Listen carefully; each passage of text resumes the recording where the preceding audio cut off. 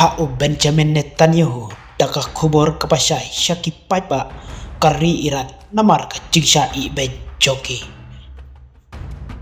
People of Iran, as we see history unfold before our very eyes, I can only imagine what you're feeling right now. Your oppressors spent over $30 billion supporting Assad in Syria. Today, after only 11 days of fighting, his regime collapsed into the dust. Kat syabang ipai hakini kisngi kamtam syakiri kibadon syaki benda jungka Middle East. Layo ibaj satang ya ka jingya penibor kawai kari ya kawai pat.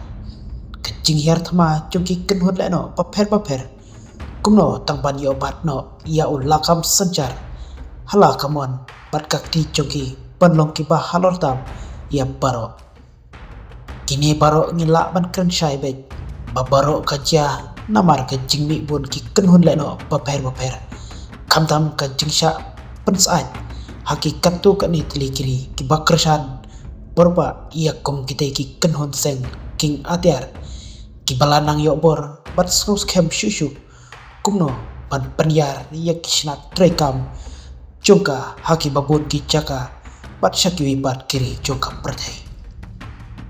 Nakaliang Prime Minister kari Israel katau Benjamin Netanyahu habak kentho ia kari Iran kabadai kawai na kiri bajuk kersan ba ya kum kitai ki kenhun sengking atiar bat ia kiwai de kiri kapertai ulapha daka khobor kabasai syaki Paidbah kari Iran hi parok kawai daka baong to kendit no phi ki Paidbah kari Iran hi parok kawai ban lat na ka jingsha long brau hala ka jongari ban syusha sensyar donbor hakin nongyelam jongpi namar kumba kapau mata pilai i badaki million batki billion dollars kari Iran kalate kapisa syapo kari Syria handrai ke ipat kabakiyo siu nong keliang mata kalong satang daka pui sudah namar ke jingsha penher kratno Bashar al-Assad haka kenhun leno rebels haka nikasgi ublay sakwai pat ka benta bakari Iran kelasyu penserwaka ya kaspa kapau jongkari jongka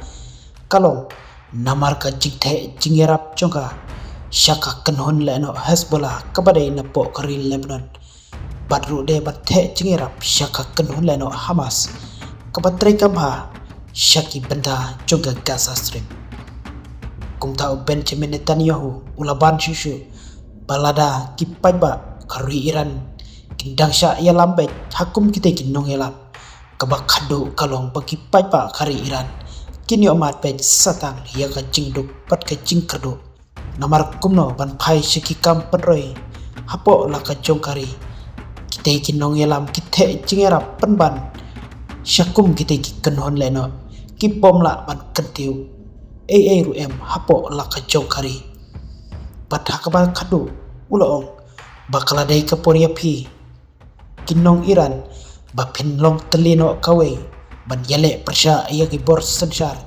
bat don bor kinong elam kari Iran ban syolong merausa habreng jongki jingye bahar kom lada kanika jingpa khobor jong nong elam kari Israel kan penpei phang bat penpei skor sisa yaki Paidbah kari Iran le se ngin sai i baka jingkala kan sawan hakini kisnem ki pansawan hapo jongkatei kari ladami sisa kinong yelam balen lade nakabanta kari Iran hi parok kawai. People of Iran, as we see history unfold before our very eyes, I can only imagine what you're feeling right now. Your oppressors spent over $30 billion supporting Assad in Syria. Today, after only 11 days of fighting, his regime collapsed into the dust. Your oppressors spent billions supporting Hamas in Gaza. Today, their regime lies in ruins. Your oppressors spent over $20 billion supporting Hezbollah in Lebanon. In a matter of weeks, most of Hezbollah's leaders, its rockets, and thousands of its terrorists went up in smoke. The money your oppressors stole from you literally went up in smoke. You must be furious imagining the new roads, schools, hospitals that could have been built with the tens of billions of dollars your dictators wasted backing terrorists who lose over and over and over again. You know why Iran's oppressors keep losing? It's not only because they're incompetent and cruel. They are. It's because they seek to conquer other nations, to impose fundamentalist tyranny on the Middle East, on the entire world. The only thing Israel seeks is to defend our state. But in so doing, we're defending civilization against barbarism. The historic events we witness today are a chain reaction to the pounding of Hamas, the decimation of Hezbollah, the targeting of Nasrallah, the blows we delivered to the Iran regime's axis of terror. And all this came, as President Trump pointed out this week, because of Israel and its fighting success. I want to make clear, Israel wants peace. We want peace with all those who truly want peace with us. And I have no doubt that you, the people of Iran, know this. I know that just as we want peace with you, you want peace with us. But you suffer under the rule of a regime that subjugates you and threatens us. You know what this regime is truly terrified of? It's terrified of you, the people of Iran. And one day, I know that, one day this will change.